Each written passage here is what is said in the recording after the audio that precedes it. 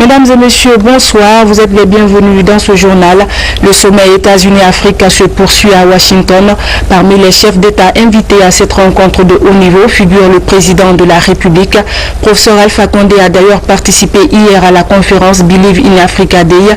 Il s'agissait de présenter tout ce que l'Afrique peut offrir en termes d'opportunités. Des exposés sur les ressources minières, énergétiques, entre autres, ont ponctué la conférence. Elle a été initiée par d'anciens membres du personnel du Congrès américain et des dirigeants africains résidant aux États-Unis. Sanassi Keita, envoyé spécial.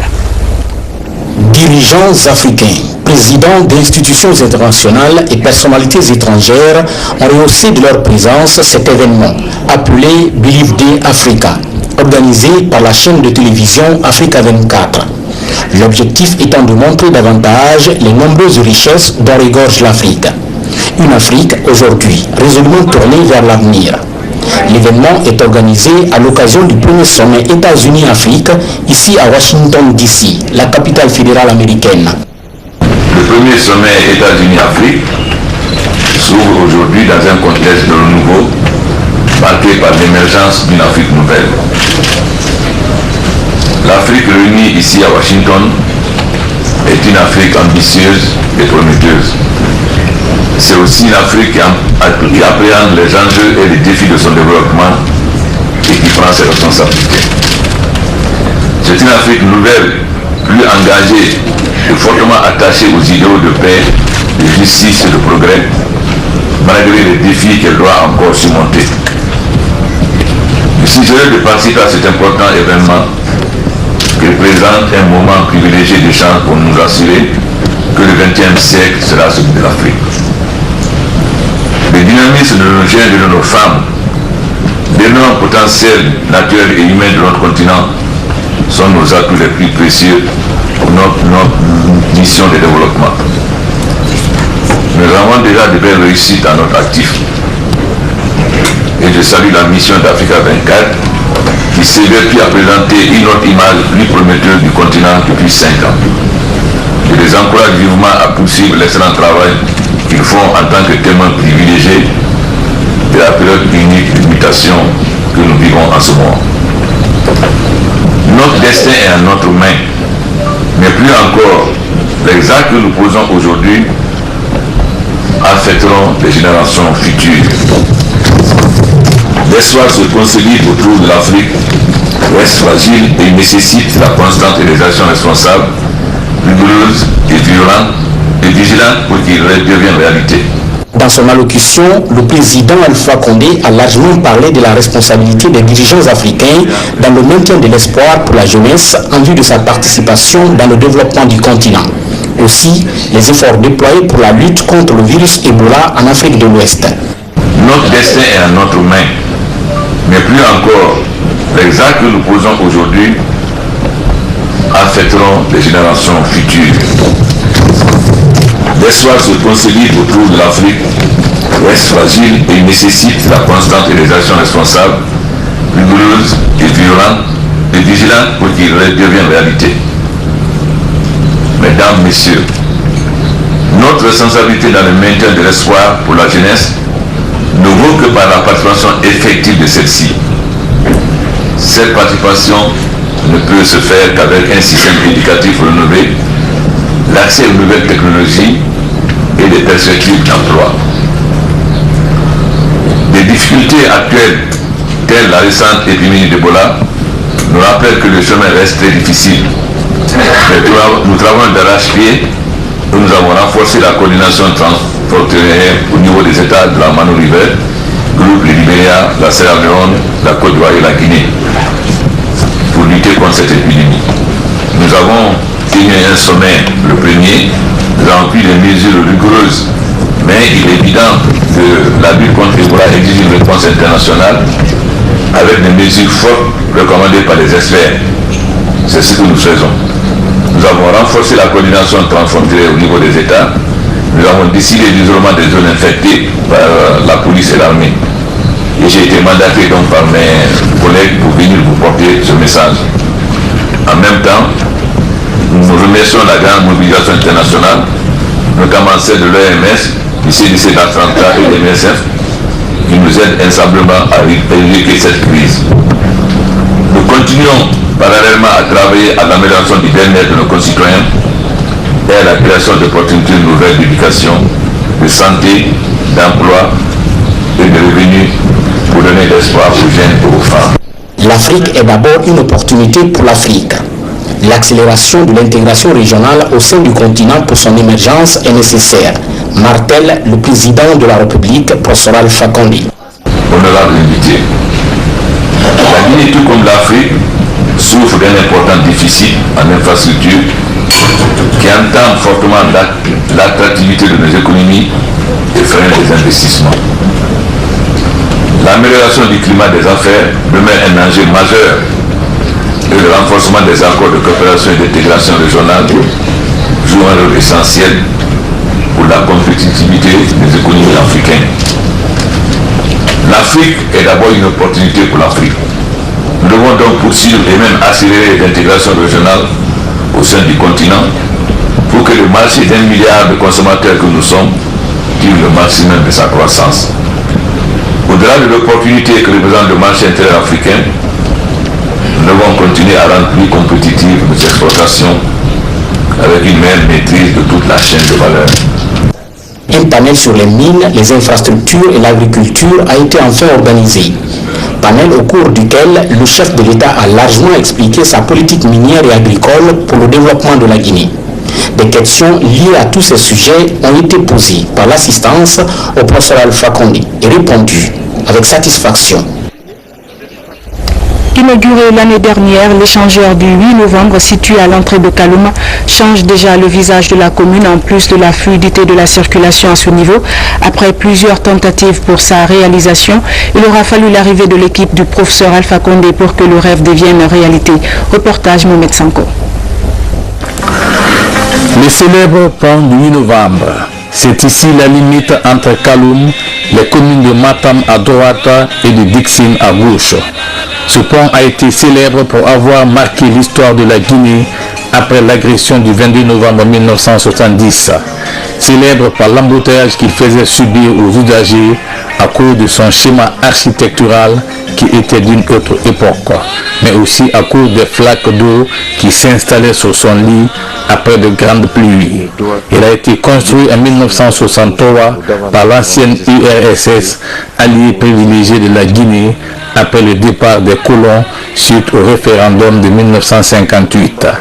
Ce pont ne répondait plus aux exigences d'une ville moderne. Les autorités du pays le savaient. Après donc plusieurs tentatives pour sa reconstruction, c'est finalement le professeur Alpha Condé qui a eu raison du pont. Sa démolition a mobilisé une foule de curieux et de nostalgiques ce samedi 10 mars 2012.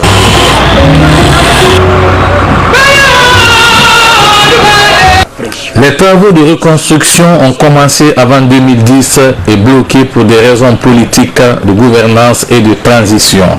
C'est seulement à l'avènement du professeur Alpha Condé que les travaux ont repris avec la renaissance de la confiance entre la Guinée et ses partenaires historiques. Ainsi, sur financement conjoint Union européenne-gouvernement guinéen, ce majestueux pont a été reconstruit. Et depuis, pas de flaques d'eau telle à endommager les véhicules. La circulation est devenue fluide avec la présence des panneaux de signalisation et autres indications exigées par le code de la route. Santé, le CHU de Donka bénéficie d'une importante quantité de matériels médicaux. C'est un geste de la Fondation Prosmi en collaboration avec la Fondation Coca-Cola pour l'Afrique et la société mère Medshare. La valeur du don est estimée à plus de 200 000 $ américains. La cérémonie de remise s'est déroulée en présence de notre reporter Adama Makasuba. La Fondation pour la promotion de la santé maternelle et infantile à travers la Fondation Coca-Cola pour l'Afrique, Bonagui et Medshare offre un conteneur de matériel médicaux à l'hôpital national d'Onka. Cette donation est l'aboutissement d'un processus de sélection d'établissements de soins à caractère social dans les pays africains. C'est le deuxième conteneur. Nous comptons continuer cette œuvre après ce conteneur et chaque fois que l'occasion nous est donnée d'aller nous battre pour arracher parce qu'il y a beaucoup de prétendants, arracher aussi soit des médicaments ou du matériel qu'on pourrait ramener dans ce pays, contribuant aussi à notre devise qui est là où nous avons des communautés saines on peut favoriser les populations et les faire adhérer à nos principes et à nos valeurs. Coca-Cola s'est engagé dans ses œuvres humanitaires. Plus de 200 000 $ US offerts à l'hôpital Donka en vue de soutenir les efforts des médecins dans la prise en charge des indigents. Tout cela dans le but de faciliter l'accès des populations aux soins médicaux de qualité. J'aimerais remercier MedShare, le donateur de ce conteneur. Tout ce qui est à l'intérieur a été demandé, spécifié par l'hôpital Donka. Ça, c'est extrêmement important. Ça veut dire qu'on ne vous a pas envoyé des choses inutiles pour vous. Nous allons également faire en sorte que la Fondation Coca-Cola pour l'Afrique, celle en partenariat avec notre fondation, la Fondation Prosmi. Le moment me revient de remercier d'abord son Excellence Madame la Première Dame de la République, présidente de la Fondation Prosmi, qui a vraiment apporté tout son soutien pour la mise à disposition d'un conteneur de matériel médical à l'hôpital Donka. Cette action sociale et humanitaire est une contribution très importante à l'amélioration de la santé des populations. Après avoir remercié les donateurs et invité les bénéficiaires à l'utilisation de ce matériel à bon escient, le ministre de la Santé a axé son intervention sur les mesures à prendre pour lutter contre le virus Ebola. Je voudrais rassurer les donateurs que ces dons seront judicieusement utilisés au profit de nos malades, en particulier les plus démunis, les plus déshérités et les plus nécessiteux. Dr Rémi Lama a donné des informations fraîches sur la situation d'Ebola en Guinée et dans les pays limitrophes avant d'inviter chacun à plus de vigilance dans l'accomplissement de son travail quotidien.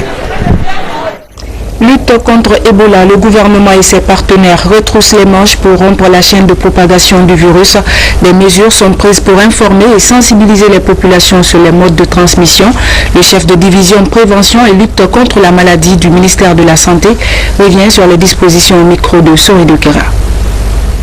Aujourd'hui en Guinée, depuis le début de cette épidémie de fièvre hémorragique à virus Ebola, nous avons enregistré en République de Guinée 495 cas et 363 décès, et toutes formes confondues. Je veux parler des cas confirmés, cas probables et les cas suspects.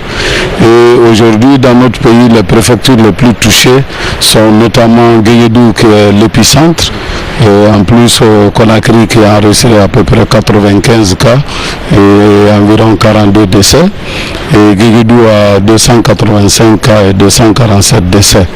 Et vient ensuite Massanta, qui a 39 cas et 29 décès. Et ce sont les préfectures les plus touchées. Dans notre pays, il y a déjà 11 préfectures. Et celles en dernière qui ont été affectées tout dernièrement, c'est la préfecture de Sigiri et de Zérékoré, qui est rentrée en ligne la semaine dernière. Nous allons insister pour cela parce que ça fait beaucoup d'interprétations. Le cas de Zérékoré est survenu suite à l'arrivée d'un de nos compatriotes qui est basé au Libéria et qui a fait les signes de cette maladie. Et donc il est venu dans sa famille d'origine à Zérékoré et il est décédé il y a une dizaine de jours. Et ses parents qui ont pris part à ses obsèques, et parmi lesquels nous avons enregistré 4 cas et 1 décès. Et les cas ont été immédiatement transférés au centre de traitement Ebola à Guéguédou. C'est officiel, il existe désormais un comité interministériel des droits de l'homme en Guinée. L'arrêté de création de la structure a été récemment signé par le Premier ministre chef du gouvernement. Ses membres étaient en concertation ce matin autour de leurs attributions. Compte rendu, Bernard Tanguinou. La rencontre de ce mardi était pour le comité interministériel des droits de l'homme d'évaluer la tâche qui lui est désormais confiée. Une concertation qui intervient au lendemain de la signature de l'arrêté portant création du dit comité. On a soumis à monsieur le Premier ministre un projet d'arrêté. C'est ce projet d'arrêté qui a été signé et il était question maintenant d'appeler les éléments qui composent le comité pour les informer d'abord que l'arrêté est enfin signé et prioritairement organiser un atelier qui permettrait de mettre tous les éléments du comité au même niveau d'information. Le comité est chargé entre autres d'élaborer et diligenter les rapports nationaux relatifs aux droits de l'homme devant les organismes internationaux. Les prochains jours seront consacrés à la formation des membres du comité interministériel sur les techniques de rédaction des rapports périodiques sur les droits de l'homme dans le pays, comme le recommande le Haut Commissariat aux droits de l'homme des Nations Unies. Le ministre de la Pêche et de l'Aquaculture rencontre pour la première fois l'association des mareyeuses de Guinée.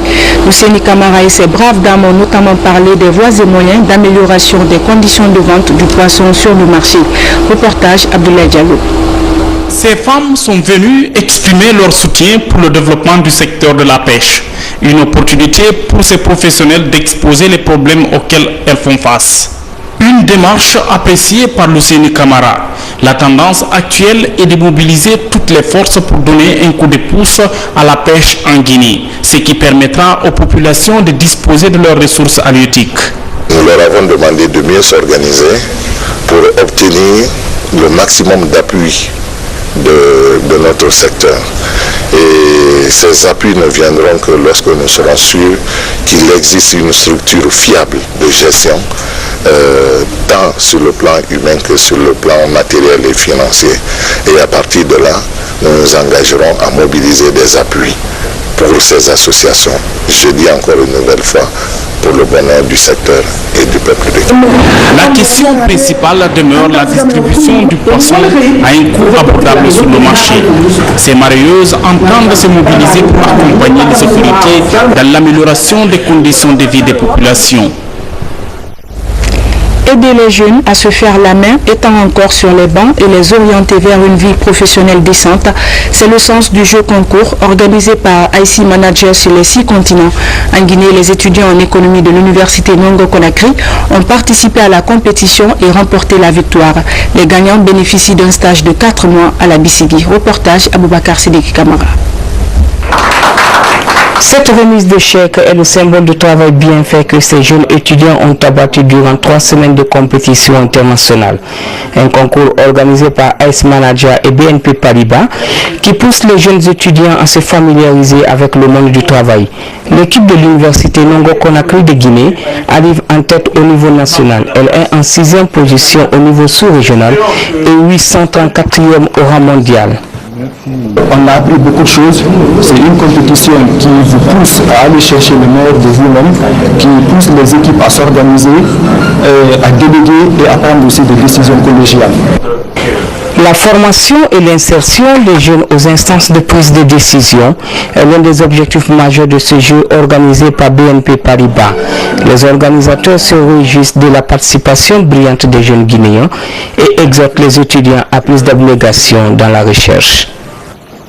Notre fierté par rapport à l'organisation de ce concours, c'est qu'il y a une équipe guinéenne gagnante. Les jeunes Guinéens ont prouvé qu'ils ont des capacités qu'ils veulent et de s'élever au niveau mondial, parce que cette compétition n'était pas gagnée d'avance. Pendant 3 semaines dans la peau de banquier, les étudiants de Business School ont testé leur aptitude à exercer divers métiers de la banque. Ils ont abordé des notions de finance, de marketing, de management et de stratégie d'entreprise. L'Assemblée nationale a fait une déclaration dans laquelle elle invite le gouvernement à rompre avec l'impunité. Déclaration suite au drame survenu à la plage de Robané qui a coûté la vie à 33 jeunes. L'institution parlementaire se félicite cependant de l'engagement du gouvernement à mener des enquêtes pour situer les responsabilités. Ousmane Kaba est au micro de François Lama. L'Assemblée nationale a appris avec consternation la mort tragique de 33 des filles et fils guinéens dans une bousculade lors du spectacle artistique le 29 juillet 2014 à la plage de Rogané à Taouya. À la lumière des informations recueillies depuis par le bureau de l'Assemblée nationale, notre institution salue l'engagement du gouvernement qui promet de mener des enquêtes en vue d'élucider les tenants et les aboutissants de ce triste événement. En outre, l'Assemblée nationale se félicite de l'initiative du président de la République qui a instruit le gouvernement pour aménager ces espaces et les sécuriser pour que de tels drames ne se reproduisent plus jamais dans notre pays. Aussi, l'Assemblée nationale exhorte-t-elle le gouvernement à faire preuve de plus de rigueur dans la gestion de ces espaces publics en créant des conditions requises pour l'épanouissement de la jeunesse et la promotion du tourisme en Guinée. Elle lui demande aussi de rompre avec la culture d'impunité dans laquelle le pays a été confiné depuis des décennies. Au nom du président de l'Assemblée nationale, des membres du bureau et de l'ensemble des députés, nous profitons une fois encore de cette occasion pour exprimer nos condoléances les plus attristées au peuple de Guinée et aux familles éplorées. Que le Tout-Puissant Allah accueille l'âme des enfants disparus à la fin de l'âge dans son paradis éternel. Amen. Après le drame de Robanet, la police est sur la sellette. Celle-ci serait accusée sur les antennes de certains médias de n'avoir pas mené d'enquête autour du premier drame survenu le 1er janvier 2014 sur la plage de Lambagny, raison pour laquelle le drame du 29 juillet est survenu. Face à la presse, le porte-parole de la police dément ces allégations. Boubacar Kassé affirme que des enquêtes ont bel et bien eu lieu. Les précisions de Kamara Abdelkarim. Les langues continuent de se délier suite au drame de Taouya qui a fait 33 morts. Chacun y va de son écho. Beaucoup pensent que si cela est arrivé, c'est parce que la police n'a pas mené d'enquête après le premier drame survenu le 1er janvier 2014 à Lambagny. Le porte-parole de la police devant la presse ce mardi se porte en faux quant à ces allégations. La police a effectivement fait son travail pour un premier temps au niveau du commissariat central de Ratema. Au vu de ce rapport, nous avons cru devoir quand même aussi agrémenter ce rapport en menant des enquêtes administratives pour citer les responsabilités au niveau de tout le monde. Boubacar Kassé affirme qu'après enquête, la police a dressé son rapport qu'elle a déposé au niveau de la justice. Selon lui, le rapport sur le drame de Lambagny est aux mains du procureur de première instance du tribunal de Dixine. Nous avons conclu les enquêtes le 28 janvier, donc nous avons saisi qui le droit, c'est-à-dire le gouverneur de la ville de Conakry d'alors et monsieur le procureur de la République pour le tribunal de première instance de Dixine où ils ont instruit quand même de conduire les gens, ce que nous avons eu à faire. Je pense que les gens à ce niveau sont sous contrôle judiciaire. Les enquêtes autour des événements douloureux de Robanet sont menées par la gendarmerie. La police, elle aussi, a ouvert ses propres enquêtes afin de recoller tous les morceaux. Et puis, le gouvernement a présenté les condoléances à la famille Koli Kourouma suite au décès de l'artiste guinéen Souleymane Koli Kourouma. C'est le premier ministre chef du gouvernement qui a conduit la délégation à Nongo. Nous y reviendrons. Et puis, ce communiqué du CNC, c'est avec une vive émotion que les membres du Conseil national et moi-même avons appris la mort du célèbre artiste guinéen Souleymane Koli Kourouma, fondateur de la fabuleuse troupe de théâtre Koteba. L'œuvre et la vie de Souleymane Koli Kourouma, entièrement consacrée à la promotion de la culture africaine, font la fierté de la Guinée qui l'a vu naître et qui lui rend à juste titre un hommage mérité. Chorégraphe, dramaturge, metteur en scène, Souleymane Koli Kourouma était aussi un humaniste, un sociologue et un observateur de la société africaine. Sur les planches du monde entier, il a su représenter non seulement la culture de son pays, la Guinée, mais aussi celle du continent tout entier. En cette douloureuse circonstance, le CNC adresse ses sincères condoléances à la famille biologique, à la grande famille de la culture, au ministre de la Culture et à tous ceux et toutes celles qui ont travaillé avec lui en Guinée, en Côte d'Ivoire et ailleurs.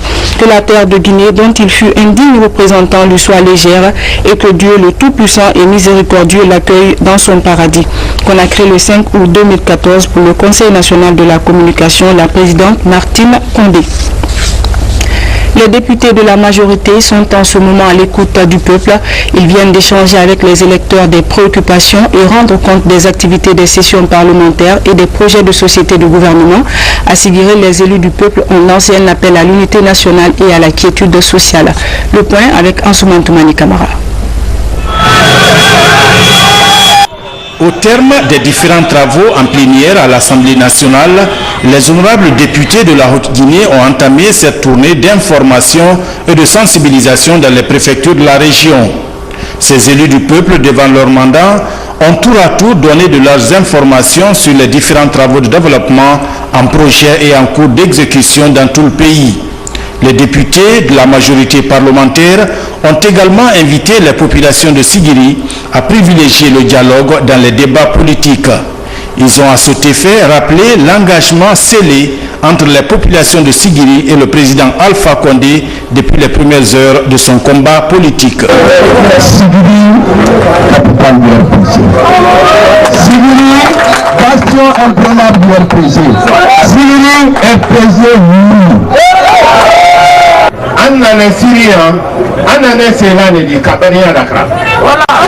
Nous sommes venus à Sigiri avec une aiguille pour recoudre le tissu social déchiré par des considérations partisanes. Quelle que soit votre tendance au sein du RPG, nous vous demandons à défendre l'intérêt de Sigiri, qui demeure le grand foyer du parti au pouvoir.